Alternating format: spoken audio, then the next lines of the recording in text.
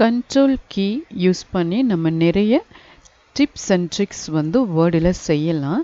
as usual உங்களுக்கு வந்து தெரிஞ்ச ஒரு விஷயம்தான் Ctrl+C காப்பி Ctrl+V பேஸ்ட் இல்லையா.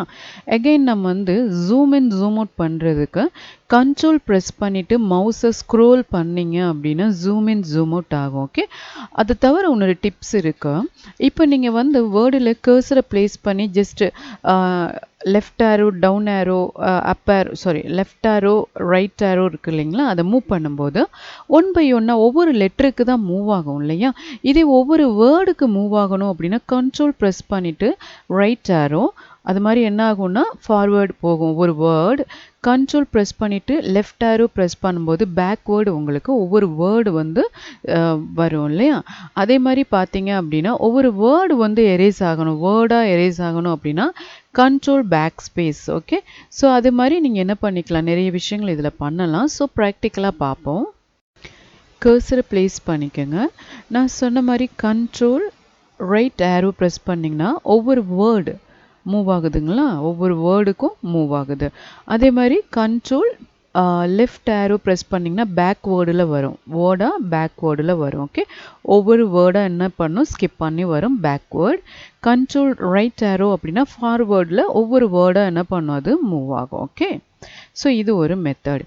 நெக்ஸ்ட்டு Ctrl பேக் ஸ்பேஸ்ன்னு இருக்குது பார்த்தீங்களா, இது என்னென்னா ஒவ்வொரு வேர்டை எரேஸ் பண்ணுறது. ஓகே, இப்போ பாருங்கள் பேக்வேர்டாக வருது, யூ போயிடுச்சு, elements the choose then and inset.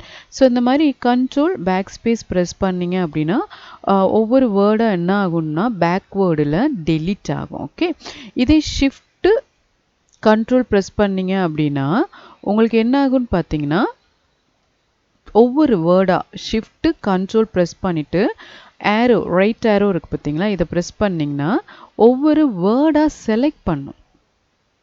இப்போ நீங்கள் நார்மலாக வந்து ஷிஃப்ட்டு ரைட் ஆரோ ப்ரெஸ் பண்ணிங்கன்னா ஒவ்வொரு வேர்டாக தானே செலக்ட் பண்ணி போகும் இல்லையா.